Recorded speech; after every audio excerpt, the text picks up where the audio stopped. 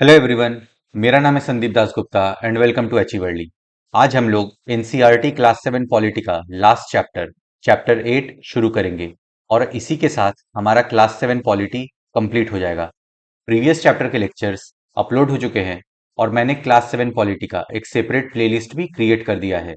Playlist का link आपको इस वीडियो के डिस्क्रिप्शन बॉक्स में मिल जाएगा, तो जो लोग नए आए हैं वहां से उन वीडियोस को देख सकते हैं। मैं पढ़ाते हुए इंपॉर्टेंट पॉइंट्स को स्टार मार्क करता हुआ चलूंगा, तो अगर आप बुक से पढ़ रहे हैं तो आप भी उन पॉइंट्स को स्टार मार्क कर लें, या फिर अगर आप नोट्स बना रहे हैं तो अपने नोट्स में उन पॉइंट्स को लिख लें, क्योंकि वहां से क्वेश्चन आने के चांसेस ज्यादा होते हैं। अगर आपको कुछ डाउट हो तो आप मुझसे कमेंट्स में पूछ सकते हैं, या फिर आप मुझसे इंस्टाग्राम पे भी पूछ सकते हैं। इंस्टाग्राम का लिंक आपको इस वीडियो के डिस्क्रिप्शन बॉक्स में मिल जाएगा। एनसीईआरटी की वेबसाइट से आप एनसीईआरटी के बुक्स को फ्री में डाउनलोड कर सकते हैं, तो वहां से आप इस बुक को डाउनलोड कर लें और आज का लेक्चर देखने के बाद एक बार इस चैप्टर को पढ़ लें, जिससे कि आपको और अच्छे से समझ में आ जाएगा। तो चलिए अब आज का लेक्चर शुरू करते हैं। Chapter 8, a shirt in the market. बाजार में एक कमीज। This chapter tells us the story of a shirt. ये अध्याय हमें एक कमीज की कहानी बताता है। It begins with the production of cotton and ends with the sale of the shirt. हम लोग इस चैप्टर में कॉटन के प्रोडक्शन से लेके मार्केट में कॉटन के शर्ट की सेल तक जितने भी स्टेप्स आते हैं उसको समझेंगे।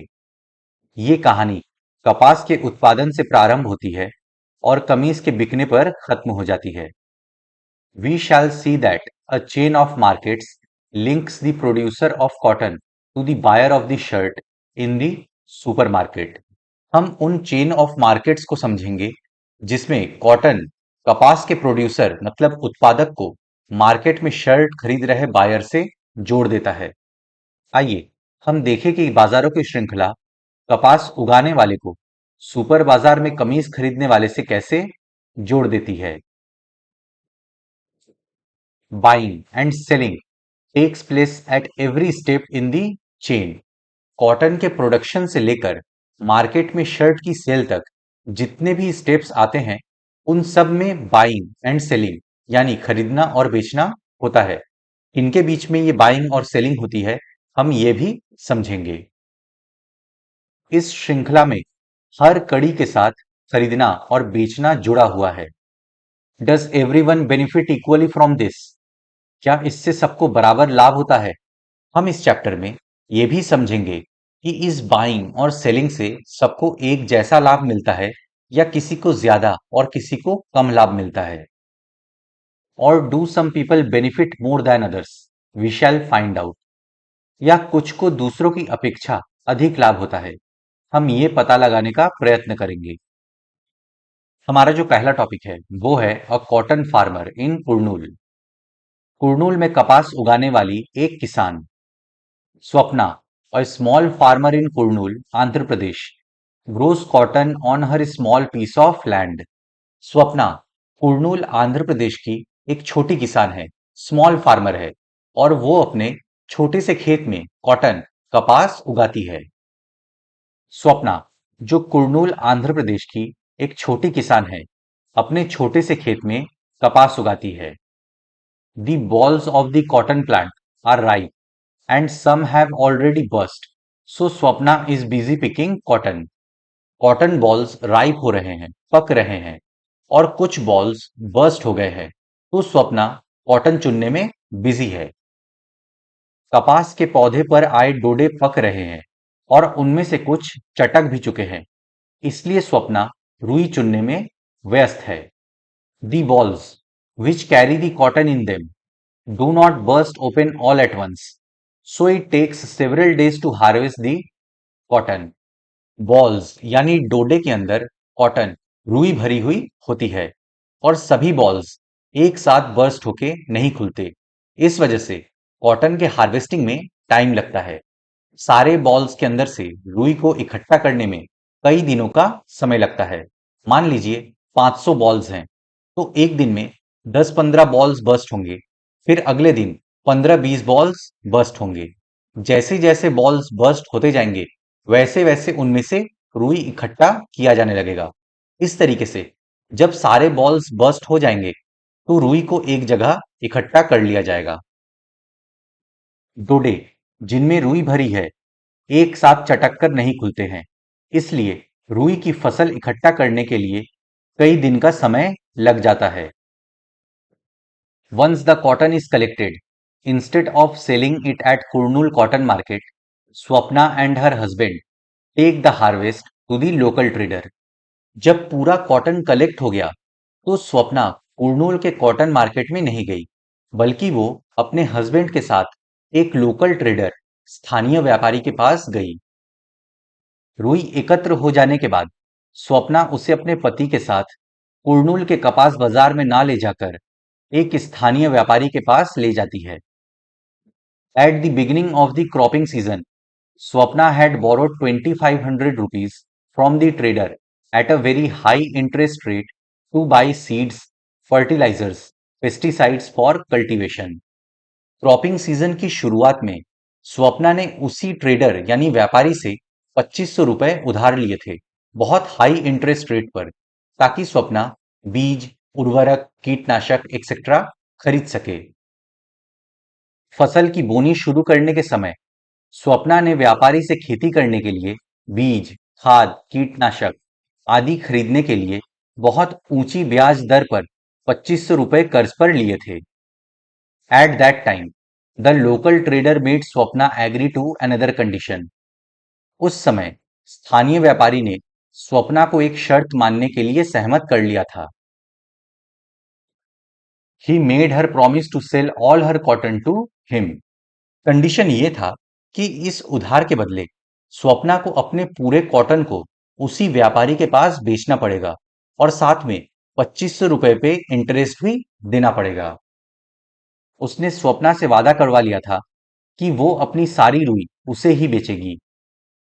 Cultivation of cotton requires high level of inputs such as fertilizers and pesticides, and the farmers have to incur heavy expenses on account of these. Cotton की खेती में फर्टिलाइजर्स, पेस्टिसाइड्स वगैरह लगते हैं, जिसकी वजह से किसान को बहुत ज्यादा खर्च उठाना पड़ता है।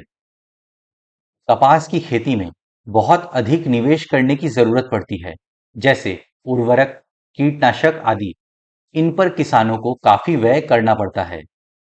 Most often the small farmers need to borrow money to meet these expenses. ज्यादातर केसेस में जो छोटे किसान होते हैं उनको पैसे उधार लेने पड़ते हैं, और ये किसान इन्हीं मनी लेंडर से उधार लेते हैं जो बहुत हाई इंटरेस्ट रेट पे उधार देते हैं। प्रायः छोटे किसानों को इन खर्चों की पूर्ति करने के लिए पैसा उधार लेना पड़ता है। At the trader's yard, two of his men weigh the bags of cotton. Swapna जब व्यापारी के पास पहुंची कॉटन लेके, तो व्यापारी के दो आदमी रुई के बोरे को तोलने लगे।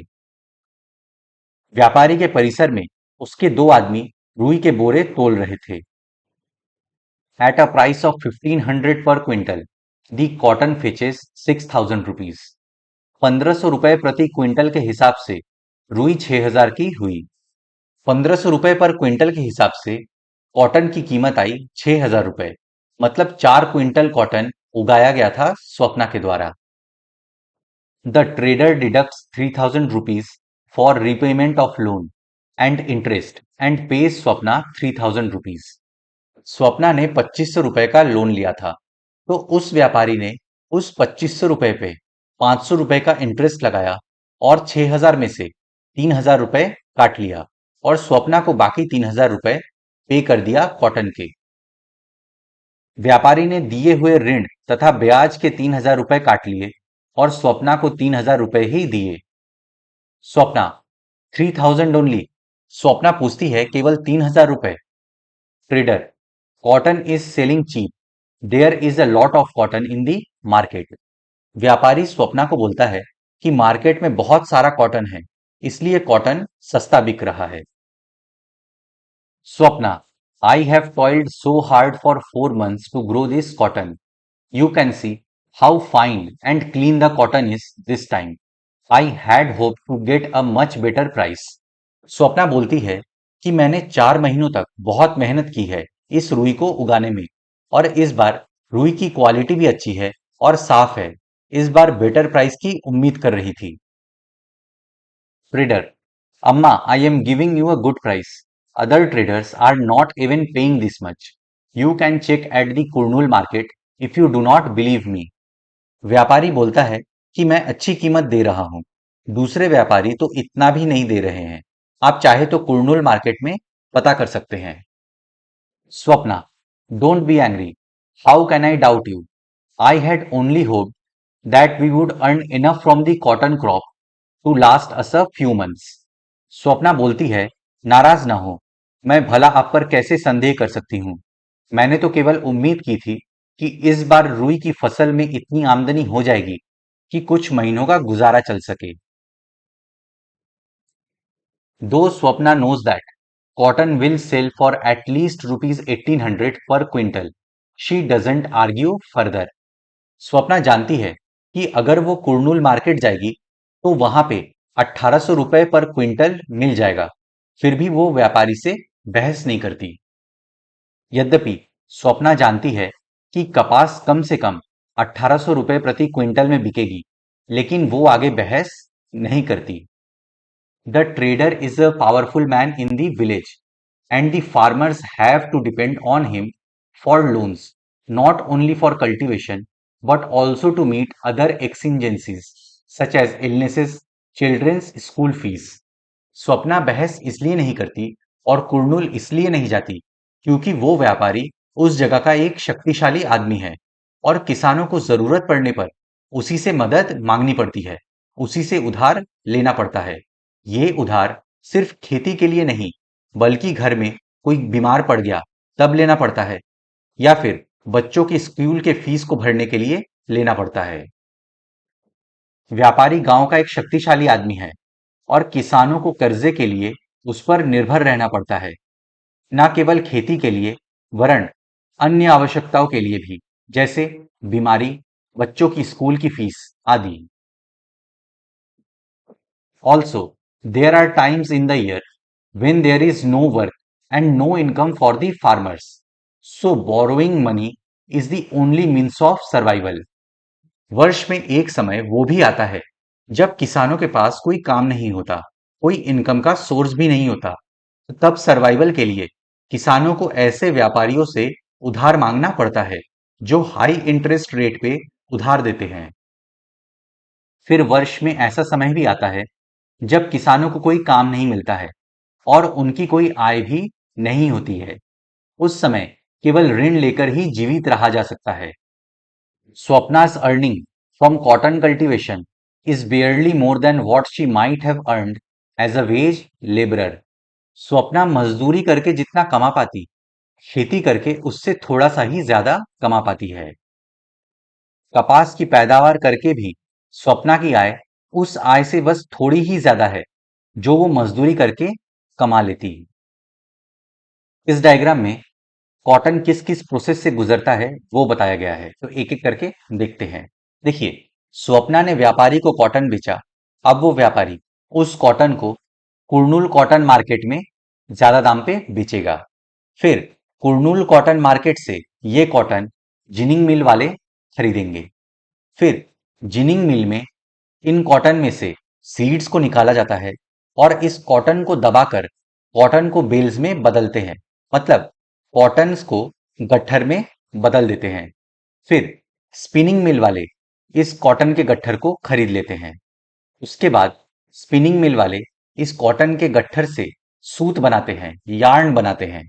फिर ये सूत काटने की मिलें व्यापारियों को धागा बेच देती है। इस धागे से कपड़े बनाए जाते हैं। फिर उन कपड़ों को देश विदेश में बेचा जाता है। अब जो हमारा नेक्स्ट टॉपिक है वो है the cloth market of Erode. Erode का कपड़ा बाजार। Erodes by weekly cloth market in Tamil Nadu is one of the largest cloth markets in the world. Erode में वीक में 2 दिन लगने वाला ये क्लॉथ मार्केट, कपड़ा बाजार, वर्ल्ड का one of the largest cloth market है। तमिलनाडु में सप्ताह में 2 बार लगने वाला इरोड का कपड़ा बाजार संसार के विशाल बाजारों में से एक है। A large variety of cloth is sold in this market. इस मार्केट में कई तरह के कपड़े बेचे जाते हैं। इस बाजार में कई प्रकार का कपड़ा बेचा जाता है। Cloth that is made by weavers in the villages around is also brought here for sale. पास के विलेजेस में वीवर्स यानी बुनकरों द्वारा जो कपड़ा बनाया गया है वो भी इसी क्लॉथ मार्केट में बेचने के लिए लाया जाता है। आसपास के गांव में बुनकरों द्वारा बनाया गया कपड़ा भी इस बाजार में बिकने के लिए आता है। Around the markets are offices of cloth merchants who buy these cloth. Erode के क्लॉथ मार्केट के आसपास क्लॉथ मर्चेंट्स कपड़ा व्यापारियों के ऑफिसेज भी हैं। वे इन कपड़ों को खरीदते हैं। बाजार के पास कपड़ा व्यापारियों के कार्यालय हैं जो इस कपड़े को खरीदते हैं। Other traders from many South Indian towns also come and purchase cloth in this market. South India के दूसरे शहरों से भी व्यापारी एरोड के क्लॉथ मार्केट में आते हैं और यहां से कपड़ा खरीदते हैं। दक्षिणी भारत के शहरों के अन्य व्यापारी भी इस बाजार में कपड़ा खरीदने आते हैं। On market days, you would also find weavers bringing cloth that has been made on order from the merchant.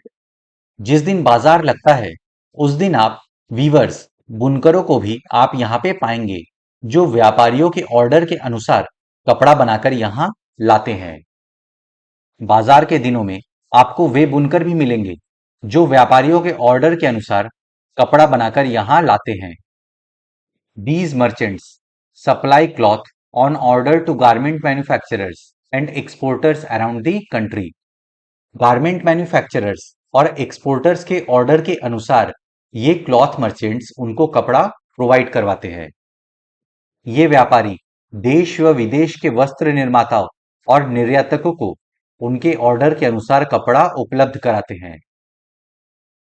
They purchase the yarn and give instructions to the weavers about the kind of cloth that is to be made. ये cloth merchant spinning mill से yarn यानी सूत खरीदते हैं और बुनकरों को instructions देते हैं कि किस प्रकार का कपड़ा उन्हें बनाना है। ये इंस्ट्रक्शंस उन ऑर्डर्स पे डिपेंड करता है जो क्लॉथ मर्चेंट को गारमेंट मैन्युफैक्चरर और एक्सपोर्टर से मिलता है। ये सूत खरीदते हैं और बुनकरों को निर्देश देते हैं कि किस प्रकार का कपड़ा तैयार किया जाना है। In the following example we can see how this is done. निम्नलिखित उदाहरण में हम देखेंगे कि यह कार्य कैसे होता है। हम लोग पढ़ेंगे पुटिंग आउट सिस्टम के बारे में। Weavers producing cloth at home. दादन व्यवस्था, बुनकरों द्वारा घर पर कपड़ा तैयार करना।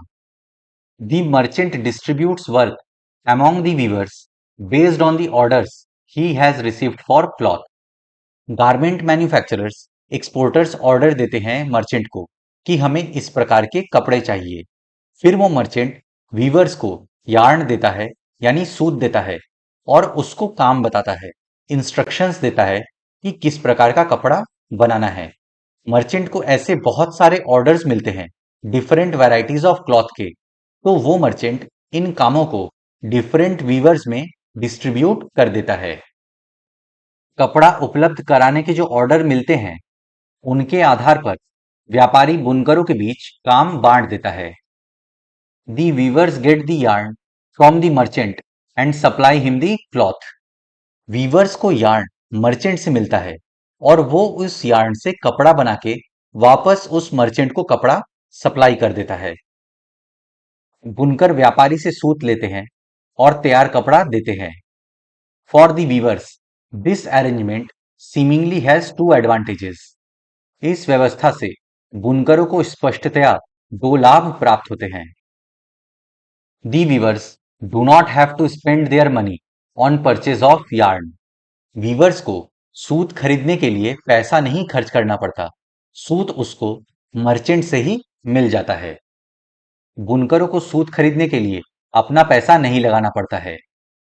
Also the problem of selling the finished cloth is taken care of. सूत से कपड़ा बनाने के बाद वीवर्स के कपड़ा बेचने की व्यवस्था भी हो जाती है क्योंकि वो उस कपड़े को वापस मर्चेंट को बेच देता है। साथ ही तैयार कपड़ों को बेचने की व्यवस्था भी हो जाती है। Weavers know from the outset what cloth they should make and how much of it is to be woven. Weavers को, बुनकरों को यह भी पता चल जाता है कि उन्हें कौन सा कपड़ा बनाना है और कितना बनाना है, क्योंकि मर्चेंट्स उनको इंस्ट्रक्शंस दे देते हैं। बुनकरों को प्रारंभ में ही पता चल जाता है कि उन्हें कौन सा कपड़ा बनाना है और कितना बनाना है।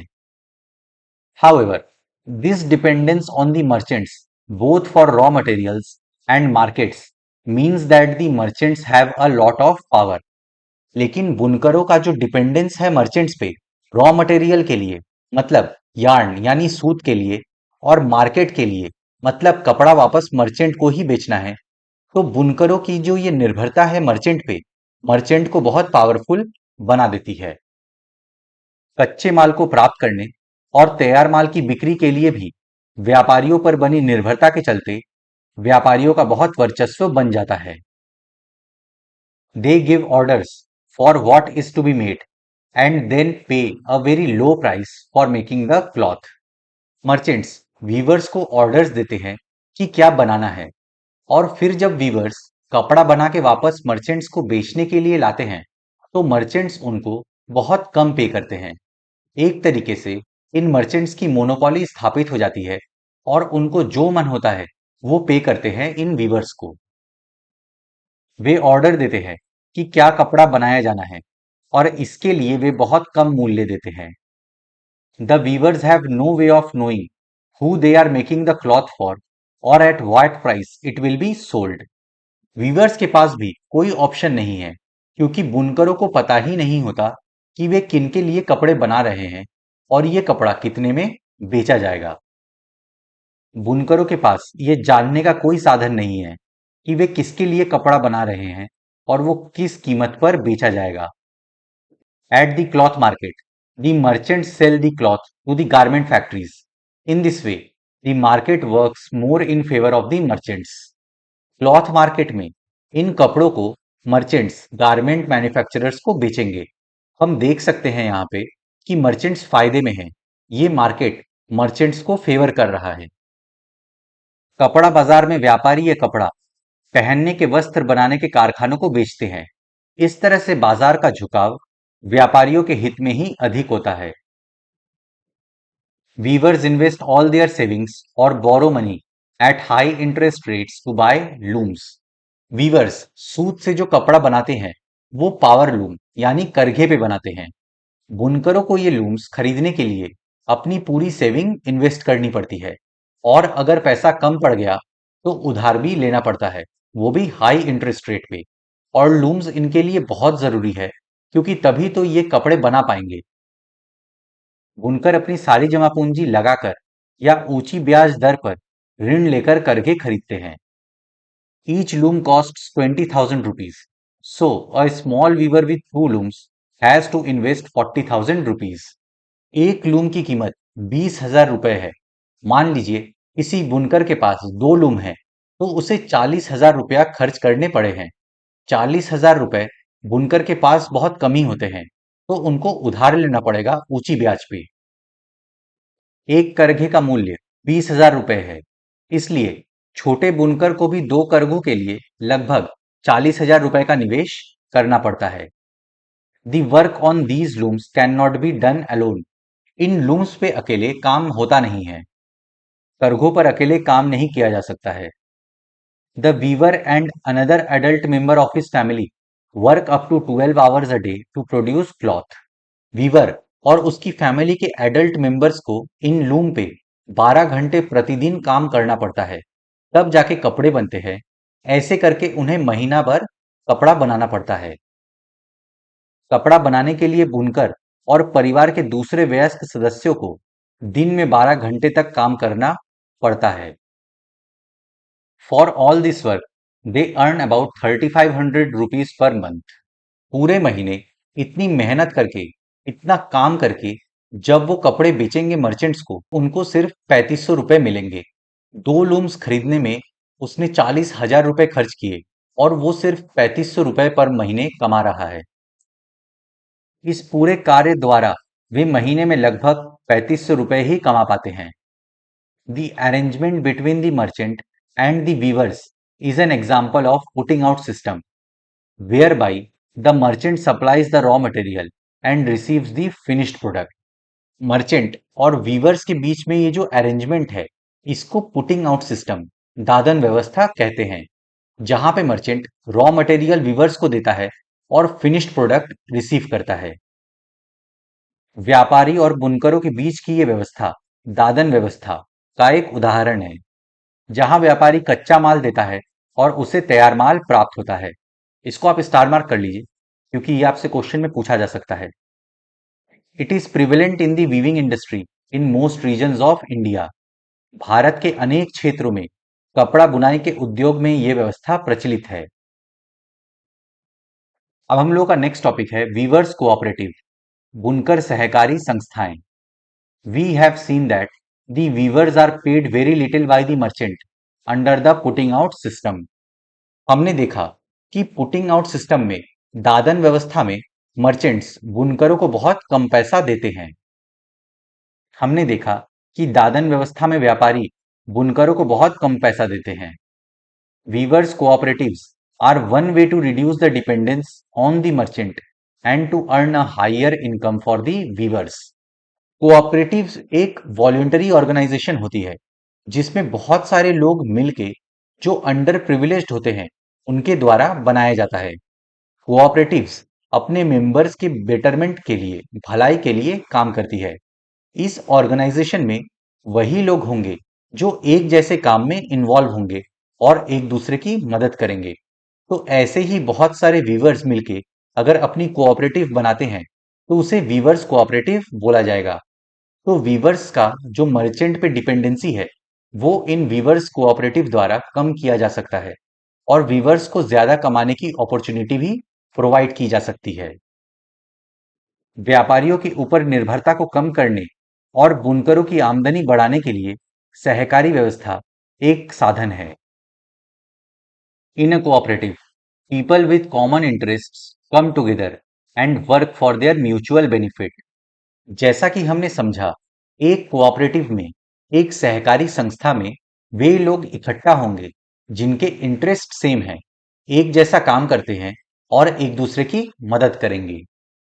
एक सहकारी संस्था में वे लोग जिनके हित समान हैं, इकट्ठे होकर परस्पर लाभ के लिए काम करते हैं। In a weavers cooperative, the weavers form a group and take up certain activities collectively. Weavers cooperative में कुछ वीवर्स ग्रुप बना के कुछ एक्टिविटीज साथ में करते हैं। बुनकरों की सहकारी संस्था में बुनकर एक समूह बनाकर कुछ गतिविधियां सामूहिक रूप से करते हैं। They procure yarn from the yarn dealer and distribute it among the viewers.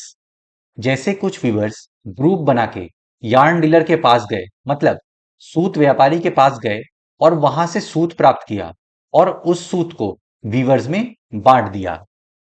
वे सूत व्यापारी से सूत प्राप्त करते हैं और उसे बुनकरों में बांट देते हैं। The cooperative also does the marketing. सहकारी संस्था विक्रय का कार्य भी करती है। फिर जब बुनकर उन सूतों से कपड़े बनाएंगे तो फिर ये कोऑपरेटिव उन कपड़ों को बेचने का भी काम करेगी।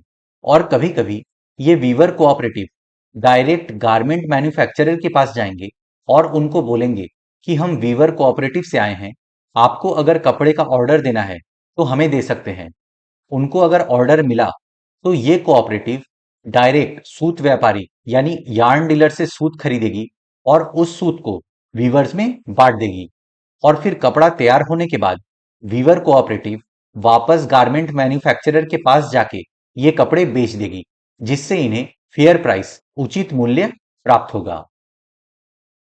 सो the role of the merchant is reduced and weavers get a fair price on the cloth. हमने देखा कि वीवर कोऑपरेटिव्स के वजह से मर्चेंट्स का रोल समाप्त हो गया और इस वजह से वीवर्स को कपड़े बेचने पर उचित मूल्य प्राप्त हो रहा है। इस तरह व्यापारी की भूमिका समाप्त हो जाती है और बुनकरों को कपड़ों का उचित मूल्य प्राप्त होता है। At times the government helps the cooperatives by buying cloth from them at a reasonable price.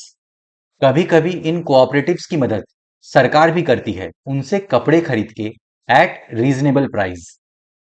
कभी कभी सरकार उचित मूल्य पर सहकारी संस्थाओं से कपड़ा खरीदकर उनकी मदद करती है।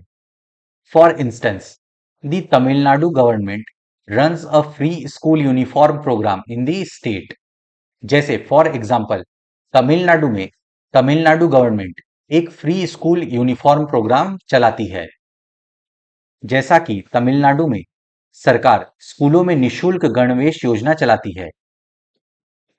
The government procures the cloth for this program from the Powerloom Weavers Cooperatives. Government को इस प्रोग्राम के लिए जो कपड़ा चाहिए वो पावरलूम वीवर कोऑपरेटिव से प्राप्त करती है। तो यहां हम देख सकते हैं कि मर्चेंट्स का रोल समाप्त हो गया। सरकार इसके लिए पावरलूम बुनकरों की सहकारी संस्था से कपड़ा लेती है। Similarly, the government buys cloth from the handloom weavers cooperatives and sells it through stores known as co-optics. इसी तरीके से गवर्नमेंट हैंडलूम वीवर कोऑपरेटिव से कपड़े प्राप्त करती है और उसे को-ऑप्टिक्स नामक दुकानों के माध्यम से बेचती है। आप को-ऑप्टिक्स के वेबसाइट पे जाके देख सकते हैं, वहां साड़ी, शर्ट वगैरह मिलते हैं। तो जब हम वहां से कपड़े खरीदते हैं तो उन कोऑपरेटिव्स, उन वीवर्स को फायदा होता है जो इस इंडस्ट्री से जुड़े हुए हैं। यहां भी हम देख सकते हैं कि मर्चेंट का रोल समाप्त हो गया है। इसी तरह सरकार हस्तकरघा बुनकर सहकारी समिति से भी कपड़ा खरीदकर को-ऑप्टेक्स नामक दुकानों के माध्यम से बेचती है। अब जो हमारा नेक्स्ट टॉपिक है वो है the garment exporting factory near Delhi. Delhi के निकट वस्त्र निर्यात करने का कारखाना। The Erode merchant supplies the cotton cloth produced by the weavers to a garment exporting factory near Delhi. Weavers ने जब कपड़ा तैयार करके इरोड के क्लॉथ मर्चेंट को दे दिया, तब उस क्लॉथ मर्चेंट ने कपड़े को दिल्ली के गारमेंट एक्सपोर्टिंग फैक्ट्री को सप्लाई कर दिया। इरोड का व्यापारी बुनकरों द्वारा निर्मित कपड़ा दिल्ली के पास बने बनाए वस्त्र निर्यात करने वाले एक कारखाने को भेजता है। The garment exporting factory will use the cloth to make shirts. ये गारमेंट एक्सपोर्टिंग फैक्ट्री उस कपड़े का इस्तेमाल करके शर्ट बनाएगी। वस्त्र निर्यात करने वाली फैक्ट्री इसका उपयोग कमीजें बनाने के लिए करती है। The shirts will be exported to foreign buyers. फिर उन शर्ट्स को फॉरेन बायर्स के पास एक्सपोर्ट किया जाएगा। ये कमीजें विदेशी खरीदारों को निर्यात की जाती है। Among the foreign buyers are business persons from the US and Europe who run a chain of stores. Foreign buyers यानी विदेशी ग्राहकों में यूएस और यूरोप के बिजनेसमैन हैं जिनके पास चेन ऑफ स्टोर्स हैं। मतलब इन बिजनेसमैन के पास बहुत सारे स्टोर्स हैं जहां पे वे शर्ट बेचते हैं। कमीजों के विदेशी ग्राहकों में अमेरिका और यूरोप के ऐसे व्यवसायी भी हैं जो स्टोर्स की श्रृंखला चलाते हैं। These large stores do business strictly on their own terms. In stores में बिजनेस इनके अपने टर्म्स पे, अपने नियमों से होता है। ये बड़े बड़े स्टोर्स के स्वामी केवल अपनी शर्तों पर ही व्यापार करते हैं। They demand the lowest prices from the supplier. ये अपने सप्लायर से, मतलब जैसे दिल्ली का गारमेंट फैक्ट्री इनका वन ऑफ द सप्लायर होगा, इनसे लोएस्ट प्राइस डिमांड करते हैं शर्ट्स के लिए, कपड़ों के लिए। वे माल देने वालों से न्यूनतम मूल्य पर माल खरीदने की मांग करते हैं।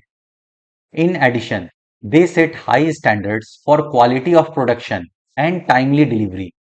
इनको इन कपड़ों में क्वालिटी चाहिए होती है और टाइम पे डिलीवरी भी चाहिए होती है। साथ ही वे सामान की उच्चतम स्तर की गुणवत्ता और समय पर सामान देने की शर्त भी रखते हैं।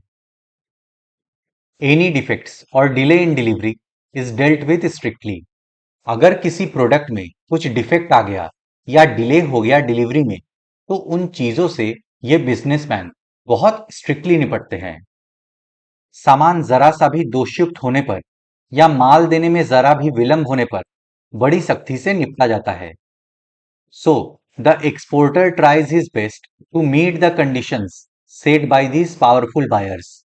तो दिल्ली का जो गारमेंट एक्सपोर्टर फैक्ट्री है वो अपनी पूरी कोशिश करता है कि इन टर्म्स एंड कंडीशंस को अच्छे से फॉलो कर सके, क्योंकि इन बिजनेसमैन के पास ऑप्शंस की कमी नहीं है। उसको अगर दिल्ली के एक्सपोर्टर का काम पसंद नहीं आया तो वो कहीं और के एक्सपोर्टर को काम सौंप देगा। इस वजह से एक्सपोर्टर्स इनकी सारी शर्तें मानते हैं। इसलिए निर्यातक इन शक्तिशाली ग्राहकों द्वारा निश्चित की गई शर्तों को भरसक पूरा करने की कोशिश करते हैं। Faced with such pressures from buyers, the garment exporting factories in turn try to cut costs. Garment exporting factory को कम दाम में कपड़ों को एक्सपोर्ट करना पड़ता है। इस वजह से ये फैक्ट्रीज अपने एंड पे फिर कॉस्ट कटिंग करती हैं। ग्राहकों की ओर से इस प्रकार के बढ़ते दबावों के कारण वस्त्र निर्यात करने वाले कारखाने खर्चे में कटौती करने का प्रयत्न करते हैं। They get the maximum work out of the workers at the lowest possible wages. ये कॉस्ट कटिंग कैसे करते हैं? इनके पास जो वर्कर्स काम कर रहे हैं उनसे ये बहुत ज्यादा काम करवाते हैं और वेजेस बहुत कम देते हैं। वे काम करने वालों को जहां तक संभव हो सके न्यूनतम मजदूरी देकर अधिकतम काम लेते हैं। This way they can maximise their own profits and also supply the garments to foreign buyers at a cheap price. इन तरीकों से ये गारमेंट फैक्ट्रीज अपने प्रॉफिट को मैक्सिमाइज करते हैं और सस्ते दामों पे इन गारमेंट्स को फॉरेन बायर्स के पास एक्सपोर्ट भी करते हैं। इस तरह से वे अपना लाभ तो बढ़ाते ही हैं और विदेशी ग्राहकों को भी सस्ते दामों पर वस्त्र देते हैं। The Impex garment factory has 70 workers, most of them are women. एक इम्पेक्स गारमेंट फैक्ट्री है, वहां पे 70 वर्कर काम करते हैं, इनमें अधिकतर महिलाएं हैं। इम्पेक्स गारमेंट फैक्ट्री में 70 कामगार हैं, उनमें से अधिकांश महिलाएं हैं। Most of these workers are employed on a temporary basis.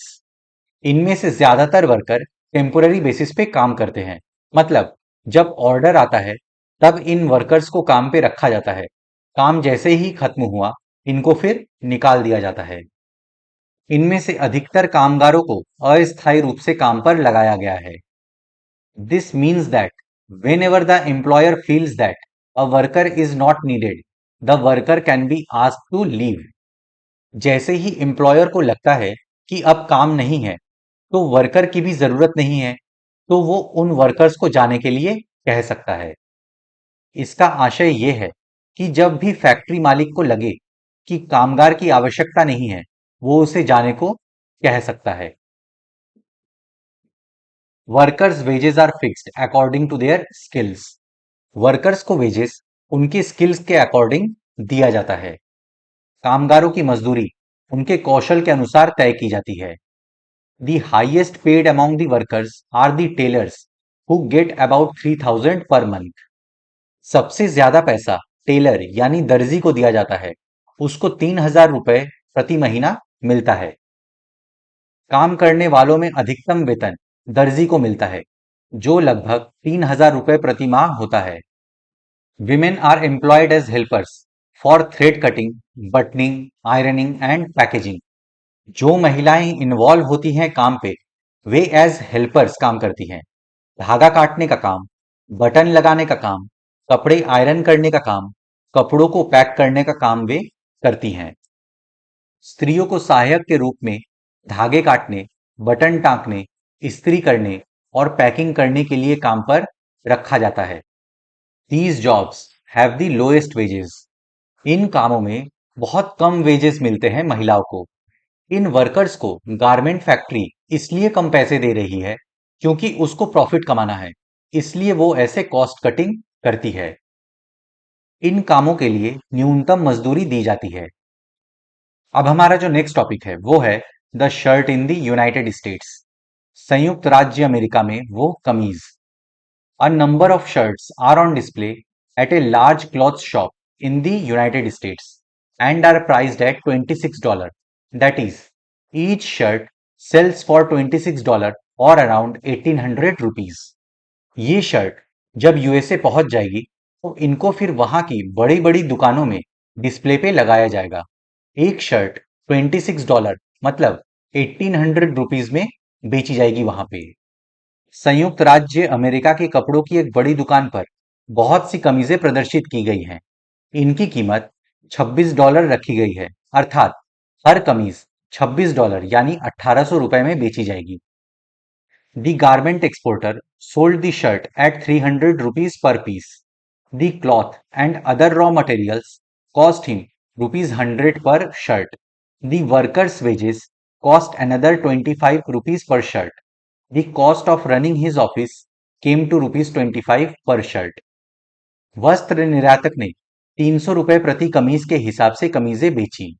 कपड़ा व कमीज में लगने वाले अन्य कच्चे माल का मूल्य 100 रुपए प्रति कमीज के हिसाब से पड़ा।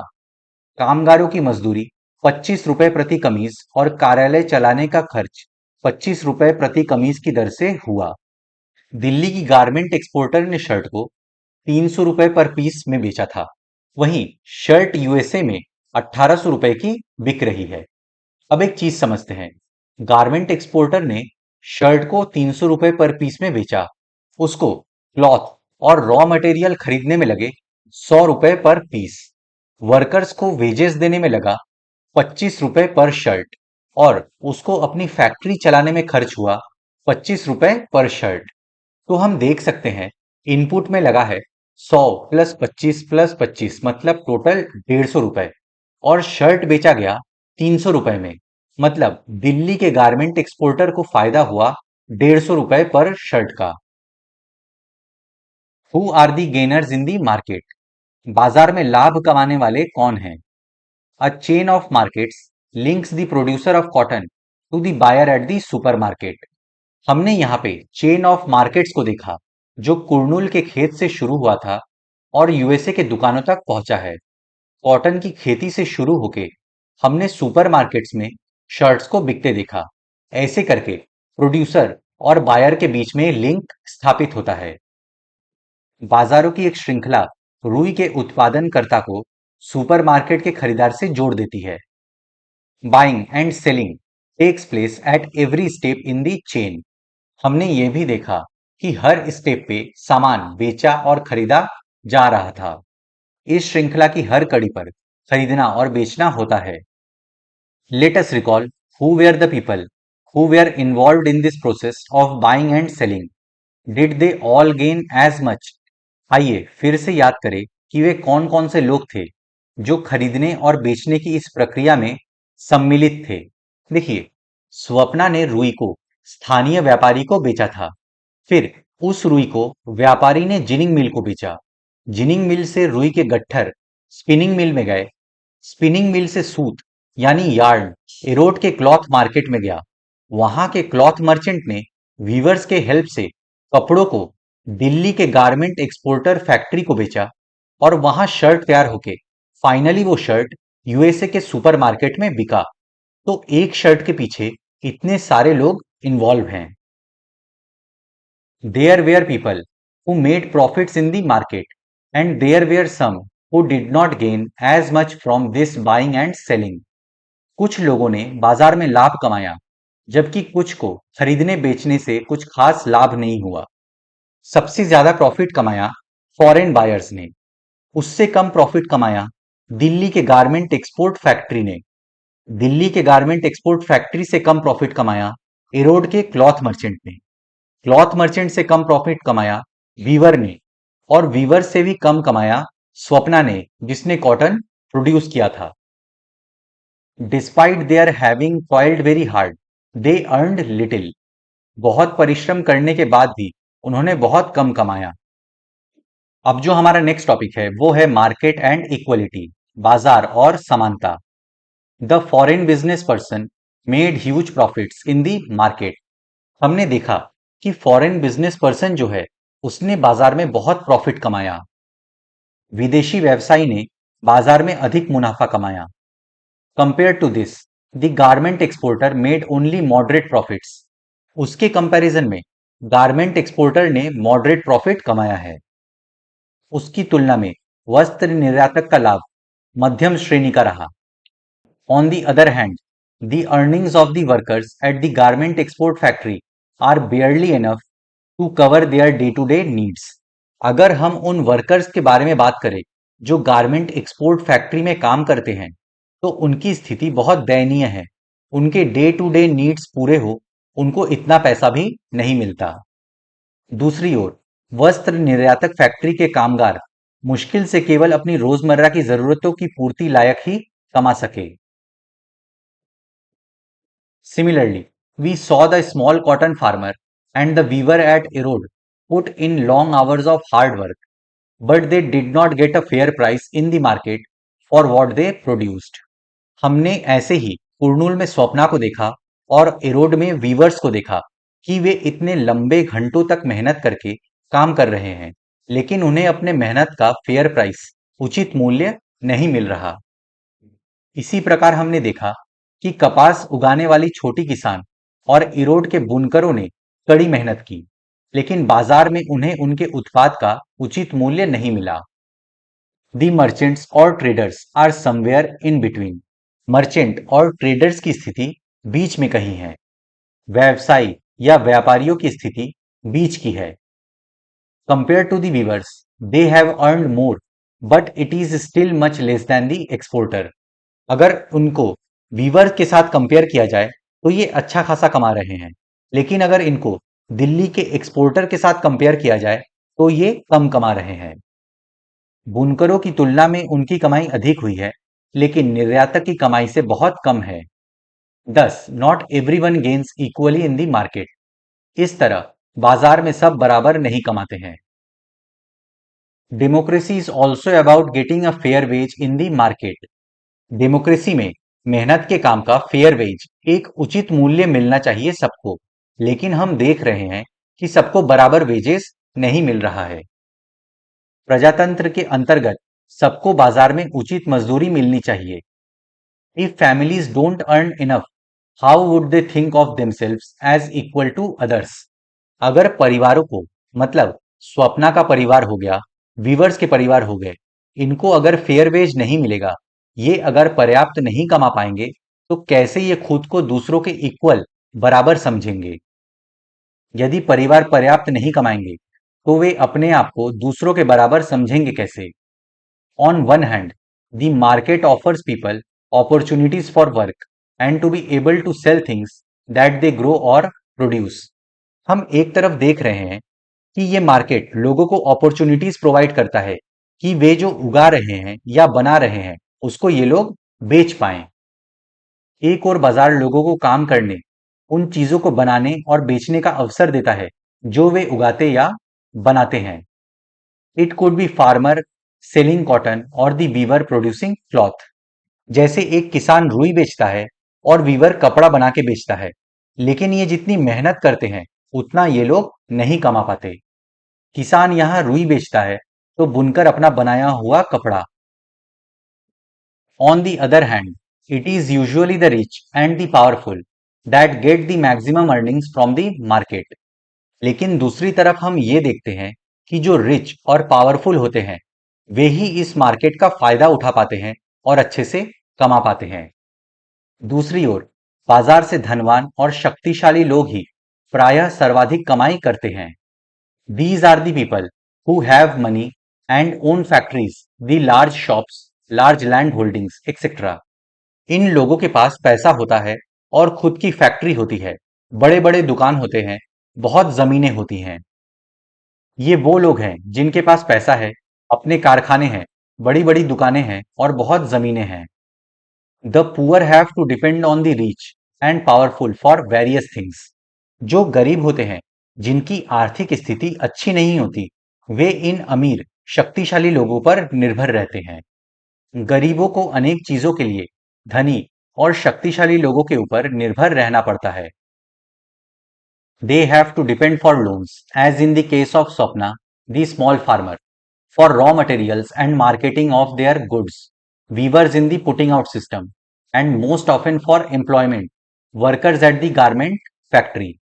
गरीब व्यक्तियों को इन अमीर लोगों पे लोन्स के लिए निर्भर रहना पड़ता है, जैसा हमने स्वप्ना के केस में देखा कि उसने सीड फर्टिलाइजर खरीदने के लिए स्थानीय व्यापारी से उधार लिया था। रॉ मटेरियल्स कच्चे माल के लिए भी निर्भर रहना पड़ता है, जैसे हमने वीवर्स के केस में देखा। रोजगार के लिए भी निर्भर रहना पड़ता है, जैसा हमने दिल्ली के गारमेंट फैक्ट्री में वर्कर्स को देखा। गरीबों को उनके ऊपर ऋण के लिए, कच्चा माल प्राप्त करने और अपना सामान बेचने के लिए और प्रायः नौकरी प्राप्त करने के लिए निर्भर रहना पड़ता है। Because of this dependence the poor are exploited in the market. इस निर्भरता के कारण बाजार में गरीबों का शोषण होता है। There are ways to overcome these, such as forming cooperatives of producers and ensuring that laws are followed strictly. इन प्रॉब्लम्स को ओवरकम करने का तरीका है, आप मिडिल मैन को निकाल के डायरेक्ट वीवर्स को फैक्ट्री से जोड़ सकते हैं। और ये कैसे होगा? ये होगा वीवर्स कोऑपरेटिव के द्वारा, जिसके बारे में हमने पढ़ा है। और हमें ये भी इंश्योर करना होगा कि सारे लॉज स्ट्रिक्टली फॉलो हो रहे हों हर लेवल पे। इन समस्याओं के समाधान के लिए भी रास्ते हैं, जैसे उत्पादक मिलकर सहकारी संस्थाएं बनाएं और कानूनों का दृढ़ता से पालन हो। तो फ्रेंड्स, इसी के साथ हम लोग का ये चैप्टर यहाँ पे समाप्त होता है और इसी के साथ एनसीईआरटी क्लास 7 पॉलिटी भी कंप्लीट होता है। क्लास 7 हिस्ट्री और जियोग्राफी भी कंप्लीट हो गया है। आप उन वीडियोस को भी देख सकते हैं। मैं आशा करता हूं कि आपको सब कुछ समझ में आ गया होगा। अगर आपको फिर भी कुछ डाउट है तो आप मुझसे कमेंट्स में पूछ सकते हैं या फिर इंस्टाग्राम पे भी पूछ सकते हैं। इस वीडियो को अपने फ्रेंड्स के साथ शेयर करें। वीडियो पसंद आए तो लाइक करें, चैनल को सब्सक्राइब करें। मैं मिलता हूं आपसे नेक्स्ट लेक्चर में। Good day to everyone. जय हिंद।